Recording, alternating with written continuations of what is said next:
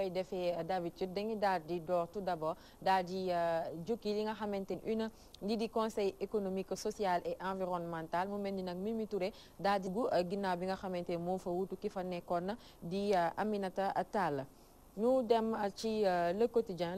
yéen kaay ñoom tamit daal di fësal ci seen une xeex bi na si mu mel ni nag ñoom ñaar seen diggante ay ñagas-ñagas am na ci ba kii di Mamadou Meng daal dina xam koy tuumaal dëgg la. ba tey ci biir li nga xamante ni mooy le quotidien yenn kaay yi li nga xamante ni mooy histoire bu Sénégal bi nga xam ne Iba Der Thiam mu ngi koy bindaat mu mel ni nag jamono ji ay jafe-jafe am na si ndaxte ñii di famille Niassène bi ak waa bind na ko ci ñaari ëttu kër diine yooyu ba daal dinañ joxañ baaraamu tuuma di ñaawlu histoire bi nga xam ne dafa mel ni daf ko falsifié moom Iba Der Thiam daal dinañ ciy ñëwaat nag ci kanam tuuti ci biir yenn kaay yi ba tey itam ci le quotidien fële ca Rufisque nag daal dinañ fësal ci seen une li nga xamante mooy li ñu doon wax léegi di histoire générale bu Sénégal bi nga xamante ni moom la ñuy bindaat Iba Der Thiam nag jamono ji ñii di waa Medina Baye ak waa Thiès daal dinañ mer jëmale ko ci kawam ndax ne nañ li mu bind ci seen histoire wa tarixa dëppoowul ak li nga xamante ni moo daal di am. ñu daal di ko jeexalee ak li nga xamante ni mooy direct info ñoom itam daal dinañ fësal ci seen une li nga xamante ni mooy crise bi am fële ca IPRES Omar Faye nag ak ñi mu àndal ñoom nee nañ daal dinañ joxañ baaraam tuuma kii di Mamadou Sy Meng nekkee foofu ca IPRES ñoom li ñuy xamle mooy Mamadou Sy Meng dafa daal di war a jóge Aliou Sow mu mel ni loolu moo daal di gën a fës tey jii nii ci yéenekaay yi diggante Mamadou Sy Meng ak Racine Sy dafa mel ni ay ñagas-ñagas am na ci foofee ca IPRES. Oui, voilà Racine Sy, ancien patron de Sénégal Tour. Voilà Racine Sy, patron donc ou même à la limite propriétaire du King Fahd Palace. Voilà Racine Sy justement qui a toujours justement à collaborer avec tous les régimes des 15 dernières années. Racine Sy, qui est un homme très fort, qui n'a jamais connu le milieu de la politique et qui du jour au lendemain s'est retrouvé transposé au niveau de la zone de Podor pour xeex ak donc Aïssata Tall Sall. Racine Sy donc président du conseil d'administration de l'IPRES. waaye Racine Sy qui veut avoir le contrôle de l'IPRES. Comme dafa bëgg contrôler IPRES et que àndul ak Mamadou Sy Meng qui en a la direction, donc la gestion donc de cette institution, donc forcément donc li Racine Sy bëgg Mamadou du ko def Mamadou Sy Meng. Donc forcément Mamadou Sy Meng accusé na Racine nee na ko yow da nga ma wax pour ma bàyyi pour ma arrêter. Donc bu fekkee ni loolu mu ko wax am na que Mamadou Sy Meng loolu ko Racine Sy wax am na, ça voudrait dire que xëy na kon ñi nga xam ne ñoom ñooy wax ci suuf di jéem a décrier ce garçon de Tivaouane que je ne connais guère xaw ma sax nu mel ba mu ko wanoon du ma ko xamee mais je lis et je suis. Donc est-ce que kon du Racine Sy moo nekk à l'origine de tout ça pour déstabiliser le garçon et puis éventuellement le remplacer wala mu teg fa keneen koo xam ne moom dina am contrôle moom parce que Mamadou Sy Meng nee na alalu IPRES bi yëpp Racine Sy moo ko jël. waa kër Mamadou waa kër Racine Sy nee nañu ñoom tamit ñoom nee nañu xale bi mu fi nekkee ba tey 2014 jusque maintenant dafay recruter rek façon nit bu nekk dugal na ko ci biir IPRES moom tontu na nee na 2014 bi mu fi ñëwee ba tey 53 personnes rek la ñoo dugg biir IPRES recruter mun nañ ko comprendre lu toll ni IPRES 50 personnes à peu près dugg bu fekkee ni loolu la kon ça veut dire que ñële li ñuy wax amul solo waaye sénégalais yi nañ ci gën a bàyyi xel pour gën ci avancer bu weesoo loolu Aminata Touré.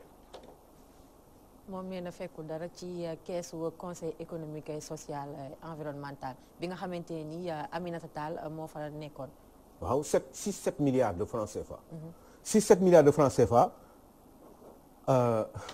Aminata Tall nag buy dem il faut mu raxas. Parce que c'est une retraite définitive. te certainement IPRES bi ñuy wax Aminata Tall inscrire lu fa. te même bu fa inscrire woon retraite am loolu doyu ko loolu ay fàttaliwu leen benn affaire Aminata Touré moom ak Macky Sall ñoom ñoo tëju bind gouvernement bi Macky Sall bi ñu koy doog a fal. Donc Aminata Touré influé na énormément parce que comme mënatul nekk premier ministre ndax Macky Sall mënatul def poste premier ministre bi sax ndax ki ñu ko fi tegoon dafa feebar te amatul sens mu xalaat ni xëy na bu ko dindee dina jéem a teg ndaw soosu feneen ndax ndaw si elle devient de plus en plus influente kon ndaw si bu waxee lii xew kees ci keesu conseil économique et social et environnemental ça veut dire que loolu dëgg la ndax moom moo ko wax à moins que Aminata Tall ñëw wax leneen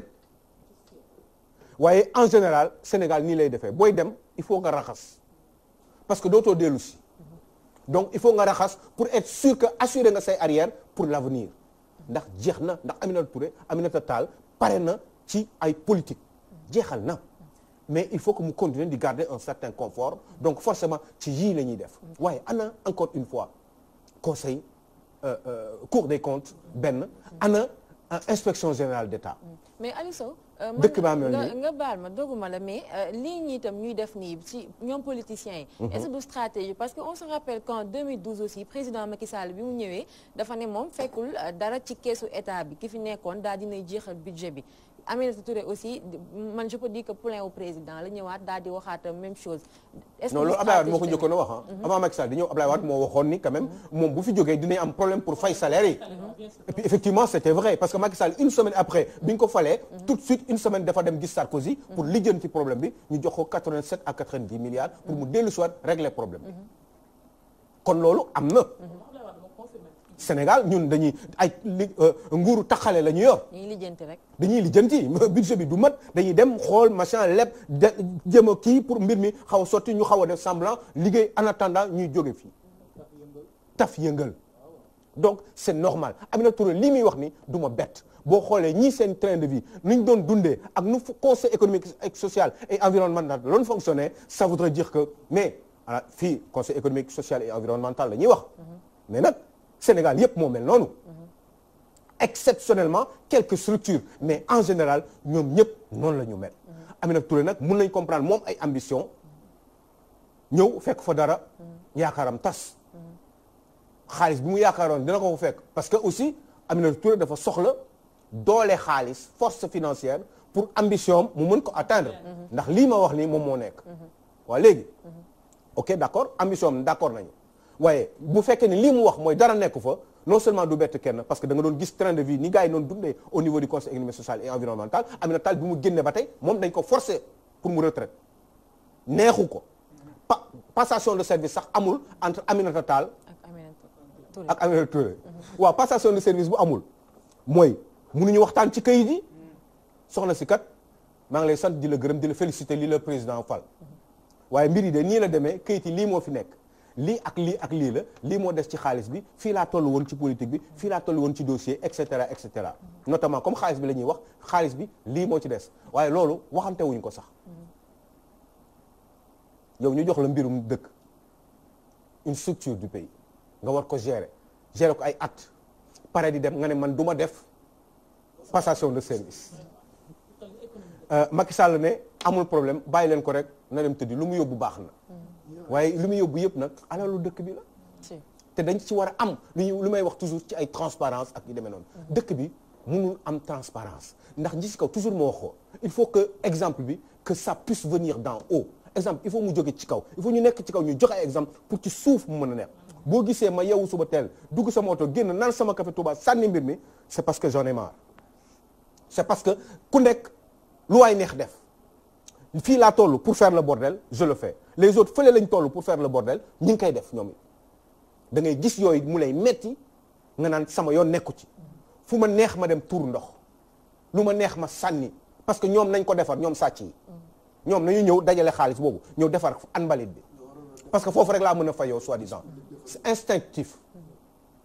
instinct la parce que foofu rek nga toll ci fayu ndax xol bu jeex dama ne lii ñu wax ne Macky Sall war na ci wax nee na nag dafa jógee France en urgence démb ci guddi parce que dafa bëgg def un conseil des ministres spécial aujourd'hui pour wax ci urgence su dëkk bi bu waxee ci urgence dëkk bi mi ngi wax ci mbënn bi certainement mbënn bi lii moo fi xew ak Askia lii moo fi xew ak Jantal Mara yii nii moo am ci dëkk bi ak yeneen yoo xam ne yow président de la République xam nga ko bu weesoo loolu ci mbënn bi forcément Macky Sall dafa ñëw aussi éventuellement certainement même pour régler le problème de la Jeanne d'Arc mais je crois que institution boobu aussi lijjanti nañ seen problème déjà. mu mel ni ñoom élèves yi nga xamante ne dañ leen fa génne woon réintégré waat nañ leen ci biir. am na lu ñuy defaroo. ci lu ñu déggoo ci ni ñuy defaree fulaar bi pour mën a mu ànd ak tenue bi. te il paraît que ci ay sport bi ci daw bi ak yi demee noonu wala éducation physique. ñoom du ñu bëgg di sol yenn colin yi. il paraît que aussi ci biir classe yi du ñu bëgg a toog ak ñenn góor yi ci biir classe bi. waaw beru commencé wul foofu. wala boog. beru commencé wul foofu beru def différence dans une école de la République laïque kon foofu bu fekkee ni déggoon nañu ci kàddu ba ultérieurement c'est tant mieux sachant que ni affaire bi bu continuer mu gën li ma doon wax barki dem fii rek la générosité dimbalante jàppalante déggoo ci kàddu wàññiwul dara ñu déggoo moo gën fulaar am jàmm paix moo gën fulaar jarul xeex jarul bomb jarul xuloo jàmm la yàlla bëgg yàlla doomu aadama la bëgg yàlla du toroxal doomu aadama ñun ñooy toroxal doomu aadama kon ci loolu la ñu war a góorgóorlu jéem a suivre exemple kilifa yi nga xam ne ñoo fi nekkoon démb am yu ñu fi bàyyi ñu war ko suivre chaque jour xale bi mbay di ko wax. mais bokk na Aliou Sow aussi d'après information yi ñu am li gën a yokku tax aussi ñu dugalaat leen dérive yi nga xamante ne doon na am ñoom nee nañ duñu nangu ay nit taxaw di féewale chrétien ak musulman. waaw loolu moo fa am mooy toogaay bi ma wax rek. par exemple boo ma nekkee jigéen war a muuru aw ma droit ci biir classe bi war man du ma toog ak koo xam ne góor la ci biir classe su république parce que waruma jege góor waruma nuyu góor loolu war nañ ko dépasser. am na yoo xam ne amul importance li am importance mooy une paix sociale dans un pays ndax yàlla la bëgg yàlla xol yi féex la bëgg da ngeen koy café mais xol yu féex nit di kontaan loolu la yàlla bëgg ndax yàlla li mu gën a bëgg ci lu mu créé mooy doomu aadama yàlla dafa jóg jeex na kon yàlla doomu aadama la bëgg muy bëgg di bëggee di kontaan pourquoi ñuy def yenn yi pourquoi lii daf fi war a jeex donc bu ñu déggoo ci kàddu ba war mbir mi war a mën a continuer moi je dis alhamdulillahi rabbil alamin nañu sant yàlla te na gën a avancer et puis dans les autres domaines aussi nañuy reconnaître ñeneen ñi nga xam ne ils sont minoritaires jullit la murit la te yaakaar naa ni war naa bëgg nekk murit sadiq dama ne nañ leen dimbali ñële ci tolérance Serigne Touba mooy tolérance Alaaji Malick mooy tolérance ñoom Ibrahima Niass ñooy tolérance ñooñee njegéen ñooñu ñooy tolérance ñooñu Alaaji Omar ñooñu ñoo doon wax waxu tolérance waxu baax waxu dimbali doomu aadama waxu jàppale reconnaître yëkkati doomu aadama bu mu yéeg ba ci kaw loolu la ñu war a def nit dañ koy yëkkati nit kenn du ko wàccee di ko toroxal loolu baaxul dialogue islamo-chrétien bi boo demee fii ci Joal bi nan nga mën a expliquer cimetière ni ñuy wax kii armel sëkk yoo xam ne ci même sëg bi ay catholique ak ay musulman ñoo fa dëkk man damaa kontaan ci loolu man mii di murit di jullit man damaa kontaan ci loolu dama ne Lamine Gueye mii ñu teg nii ci bunt bi waruñu ko ko woon teg waroon nañ ko mën a dugal ci biir waruñu ko woon beddi ñu ko beddi seen xel dafa gàtt ñu tax ñu koy beddi bétoir teg ko ci bunt bi bu ma juddu woon moment boobu di am ànd ak sama xel du ma ci nangu du ma ko nangu ndax yàlla kese xam te yàlla rek mën Blaise Diagne au lieu de Lamine Gueye je pense que c'est Blaise Diagne. Blaise Diagne pardon dama juum Blaise Diagne. Blaise ñaa ngi ko doon wax sànq. tudd woon Blaise. ñoxoor la tudd. ñoxoor Diagne. ñu def si Blaise comme ni ñu yokkale kële Léon. te ñu ngi ci wax semaine prochaine. kon nii la demee. dama ne il nous faut beaucoup de générosité. nañu dimbalante nañuy séddoo li ñu yor ci dëkk bi. nañu bàyyi puukare bi. nañu baax. ana lu ko fi jaar. ana Ousmane Tanor Dieng 70 ans à peine 70 ans dem na bu doon xaalis kese Ousmane Tanor Dieng dina dund ba tey du fi nekk ba tey ana ñeneen ñi Abdoulaye Wade da nga ni am 94 ans mi ngi dund ba tey yàlla reegu ko ba tey ana ñeneen ñi yàlla bu doon xaalis mooy téye nit kon yàlla c'est fini kon yàlla am nañu mais comme Ousmane Tanor Dieng du dem man maa toog ak moom fii Fann Résidence wax ak moom xool ni muy defee waa kooku ana mu léegi ana kër yu mag yi ana teranga yi ana docteur yi nekk France yëpp ca kawam fu mu mujjee indi ko kon dama ne nañu góorgóorlu séddoo li ñu moom nañ ko séddoo te bañ di toroxal doomu aadama yi lii ma gis toroxal doomu aadama la tey lépp pëccëxoo tey fii parce que xam nga parce que lépp ànd Massa di ko si parce que finalement ñii la demee di ko ñaanal bu baax moom Ousmane Tanor suuf oyof ci kawam Aliou Sow dañuy jàll ci leneen itam muy li nga xamante muy histoire générale bu Sénégal bi nga xam ne professeur Iba Der Thiam mu ngi koy bindaat mu mel ni coow am na si ndax ci biir histoire bi dafa xam ne ni ñii di ki nga xamante ne mooy ñoom waa Thiès njegéen yi ak ñi nga xamante ne mooy ñaseen yi bokk nañ ci ñi nga xam ne El Hadj Malick Sy moo leen jàngal mu mel ni ñoom loolu neexu leen te dañoo génn weddi ko mu indi nag instant bi commencé indi problème ci biir ah ben tubaab dafa ne bon tubaab c'est Houphouët-Boigny qui le disait l'ancien président de la Côte d'Ivoire qui disait bon après ñu jëm xool ñu koy waxee ci olof qui disait l'histoire est un témoignage donc repose sur la vérité et la vérité elle est belle quand elle est nue je répète l'histoire est un témoignage Houphouët-Boigny qui disait ça l'histoire est un témoignage donc repose sur la vérité et la vérité elle est belle quand elle est nue lors du congrès du RDA Rassemblement démocratique africain Houphouët-Boigny moo doon wax loolu waaw Houphouët-Boigny bi muy wax loolu ñun ñu juddu après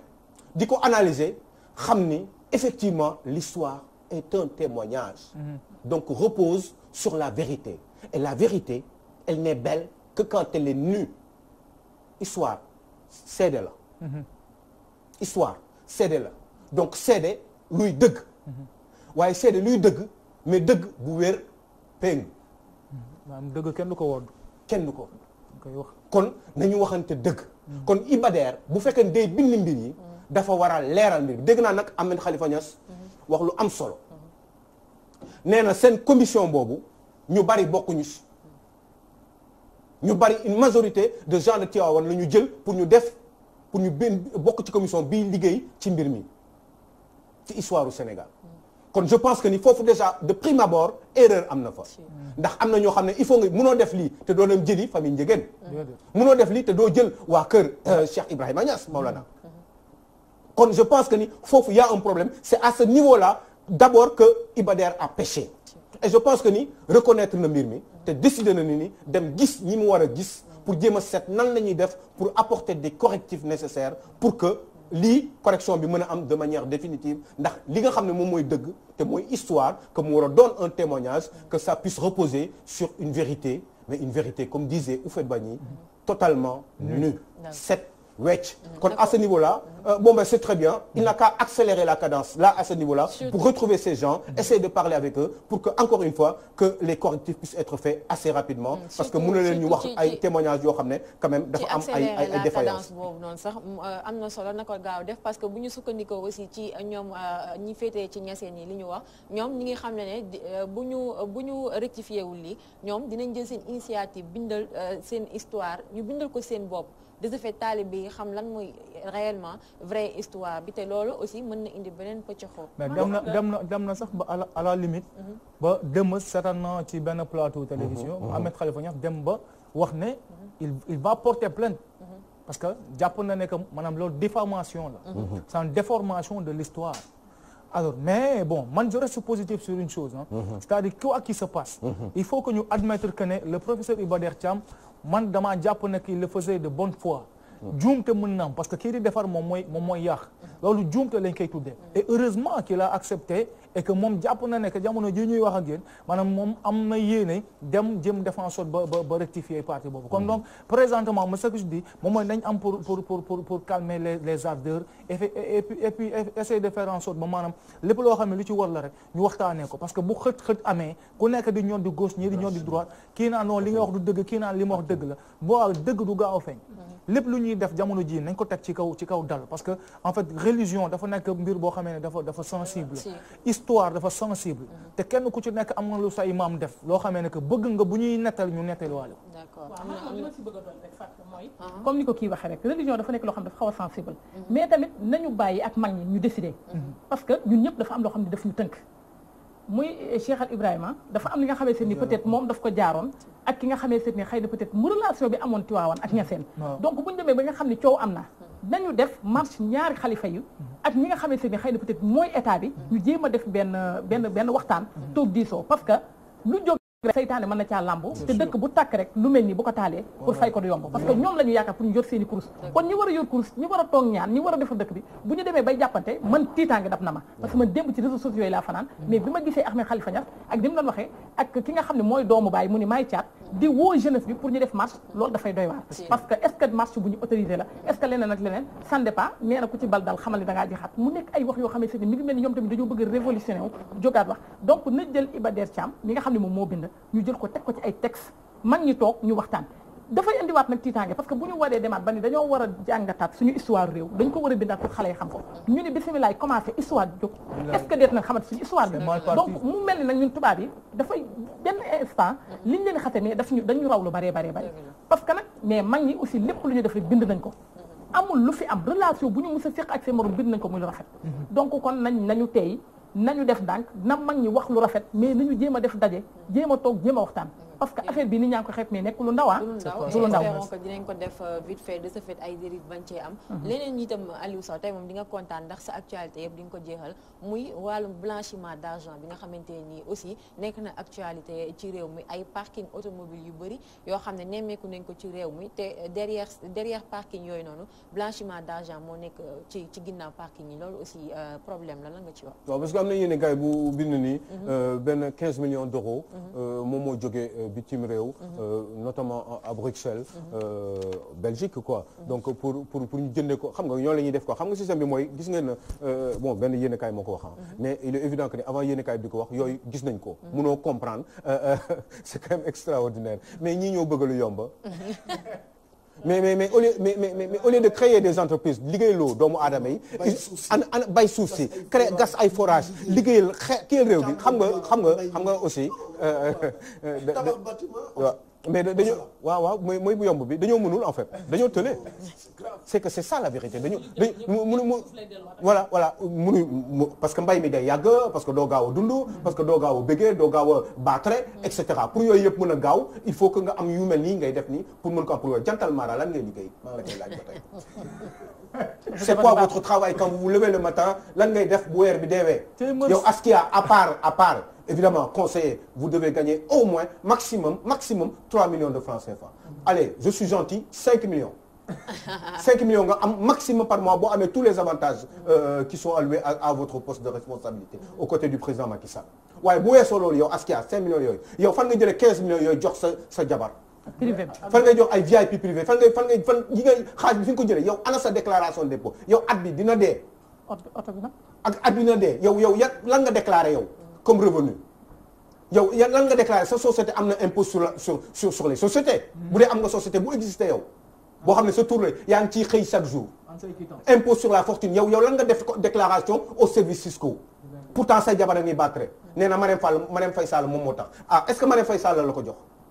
man gëwuma ko ndax soosu doxaleewul noonu ci sama gis-gis kon am na à un moment donné yii nii dañ ko war a vérifier ci dëkk bi parce que ñii dañu bëgg a toroxal seen i compatriotes. mais Aliou Sow ci parking yi dafa am xam nga ci ay at ci ginnaaw war na mat 2 ans amoon na fi benn polémique bu fi amoon muy benn parking boo xamante ni ñëpp xam nañ ko fii nii ci Sénégal. non mais il faut le dire mu nekkoon mbirum Daouda Mbow NVA bi ñu ko tegee loxo ñu gis ne dafa doon jël ay oto yoo xamante ne nekkuñu en règle ci bitim réew indi ko fii ci réew mi bi ñu defee enquête ñu gis ne dafa am benn kilifa bu nekkoon ci ginnaaw. il faut le dire aussi ñu cité si un certain ministre. Souleymane Ndéné Ndiaye di wax que réellement moom moo nekk ci ginnaaw mu mel ni parc automobile yu bëri fii nii ci dëkk bi booy xool ay prête-nom la ñuy doon dañuy fay teg ay oto nii rek di ko exposé ci ginnaaw leneen moo fay nekk te boo gëstoo bi si biir ay kilifa ñoo nekk ci ginnaaw loolu moo tax impunité bi am ci doo si mos a gis punition parce que Daouda Mbow bi ñu ko tegee loxo après dañ ko libéré waat mu nekk ci yeneen bah oui et puis ça continue toujours ça continue toujours bon ben doo xam aussi ñaata lay fay doo xam traçabilité bi oto yi fu mu jógee ak nu mu fi duggee et cetera et puis période boobu aussi il y avait une grande complicité de la direction générale de la police nationale avec celui qui le dirigeait dont je tairai le nom moment boobu noonu problème yi amee yaa ngi dégg et cetera donc fii dama leen la mais du tubaab bi ñoo def lii tubaab bi li ñu nekk ni li ñu nekk ni du ñooñu ko teg de suñu mbokk yi ñooñu ko teg suñu mbokk yi ñooñu bëgg a toroxal ñoo bëgg a toroxal waa Sénégal ñoo bëgg a toroxal ñii nga xam ne dañoo am ay difficultés dëkk ci te waroon am le minimum parce que dëkk bi ñun ñoo ko bokk te ku nekk da nga ci war a am sa teraanga waxuma teraanga bu tolloo ndax yàllaay tolloole waaye ku nekk da nga am le minimum incompressible tubaab di wax boo xam ne moom nga war a am pour mën a dund añ reer ndekki solu di toppatoo sa njaboot loolu dafa war a nekk bu amul ñii di def yii ça veut dire qu'il y a un problème quelque part ñii kenn mënu leen contrôler ci dëkk bi lañ dëkk alal yi ñuy baatare nii ci dëkk bi la ñu dëkk parking yi ngay gis nii yëpp les 3/4 des parking xaalis boobu la wax loolu li waa gaa journaux yi bind tey yi nii ci 15 millions yooyu ak yooyu yu ñuy blanchir mais loolu rek a fi nekk ci dëkk bi blanchiment moo nekk ci dëkk bi blanchiment d'argent moo nekk ci dëkk bi ñoom lii la ñuy dund parce que xaalis bi bu nekkee ci banque day feeñ il faut nga jënd ko dara pour mën ko fi teg ñii borom oto yi kan moo leen laaj ana seen oto yi fan ngeen ko jëlee ak ñaata ngeen ana seen liggéey bi fan ana comptabilité bi ana Cour des comptes ana IGE ana DIC pour vérifier yooyu parce que ñii quand même il faut nga xool quand même société bi fan la jógee bu dul dara sax admettons ko ñu rafet njort fi ñu jaar yoon bi ñu jaar baax na waaye ñaata la ñuy fay impôt parc yi ñuy yor nii yëpp ci dëkk bi di jaay ay oto ana traçabilité ana comptabilité oto bu ñu jaay oto bi déjà fu mu jógee ñaata lañ ko jëndee ñaata lañ ko jaay lan mooy bénéfice bi ak ñaata la ñuy fay ci impôt par rapport au bénéfice. Aliou Sow baat nga sa propre record ndaxte sa actualité yi nga indi woon yëpp macha allah jot defe naa c'est la première fois ñu ngi lay remercier bu baax di la jaajëfal. mais Macky Sall gars yi dañ ko beddee ay ñoom Souleymane Jules Diop yooyu. waaw ana ñu léegi tey. yaa ngi leen di dégg est-ce que. dinañ ci ñëwaat semaine prochaine. ci yeneen Souleymane Jules Diop moo waxoon Macky Sall parce que continuité lay doon semaine prochaine dina wëy nga ñëwaat ci incha allah. waaw dama bëgg wax rek ni Souleymane Jules Diop moo waxoon ni Macky Sall mënul sax nekk chef de service. da ngaa bëgg Charles di ma débriefing ñu ngi lay remercier Aliou. jaajëf Charles un garçon très très compétent très bon très waaw voilà di leen remercier aussi dinañ ci ñëwaat prochainement di leen remercier aussi yéen ñi nga xamante ni yéen a toogoon depuis ce matin di ñu seetaan ci biir émission Petit Déj ñu fàttali leen rapidement li nga xamante ni jot nañ ko fee waxtaanee ci suba ak léegi ci rubrique li woon démb Mbaye Babacar ñëwoon na ci ki nga xamante mooy Sidia Ndate Yàlla indi ñu jaar-jaaram ak fi nga xamante ni jot na fa jaar ak askanam ak ki nga xam ne moo fi nekk gouverneur di Faidherbe dina ci def continuité semaine prochaine ñëwaat daal di jeexal boobu les thèmes biñ ci jógee aussi àndoon nañ ak Pathé Mbengue ci rubrique dox bi moom tamit mu daal di indi woon salle de sport yi instant bi xale ji ni ñu ko jëlee di ko fréquenter ak yeneen yi nga xamante ne mu ngi am ci ginnaaw yooyu les fréquentation salle de sport yi biñ ci jógee aussi àndoon nañ ak Khayri ci rubrique mœurs moom aussi mu indi woon thème d'actualité di puukare yàq bi nga xamante ne nemmeeku nañ ko fan yi ci dëkk bi rawatina suñu mbokku jigéen ñi di ko def ci nganale yeex yeneen yi mu nekkoon aussi sujet d'actualité boo xamante ni intéressé woon nañu bëri biñ ci jógee aussi àndoon nañ ak Aliou Sow ci biir rubrique actualité moom tam mu ñëwoon jukki ñu actualité yi nga xamante ni moo gën a faax tey ji ci suñu ay journaux loolu moo nekkoon menu Petit Déj bu tey man may daal di remercier bu baax ki nga xamante ni mooy Jatu Diop soft mi nga xamante ni comme d'habitude mooy jaar ci suñu ay kanam defar ñu ba ñu rafet nekk fële ca Parcelles Assainies Jatu sama téléphone fayati na moo tax mënuma génnee numéro bi di remercier aussi ki nga xamante mooy salon Soukay coiffure nekk fële ca Rufisque mooy jaar ci bopp bi chaque jour lu baax ci sama bopp rek moom la maa ngi koy remercier bu baax sama mag ju baax jooju di leen jox rendez-vous semaine prochaine demain beneen équipe Petit Déj fas yéene ñëw ñoom itam daal di defal li nga xamante ni nekk ci waar bi ba tey di leen jox rendez-vous semaine prochaine di leen jaajëfal di rafetlu ànd bi ngeen di ànd ak suñu ay programme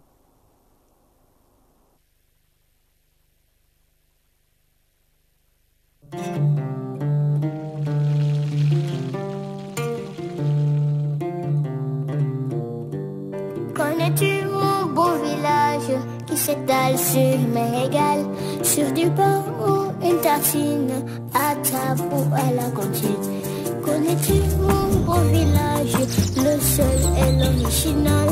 enrichi en vitamines, il me donne tout le temps bonne nuit. Connais-tu mon beau village, mon plaisir matinal,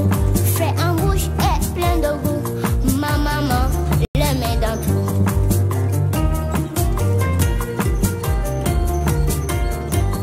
Village, le meilleur en tartine et en cuisine.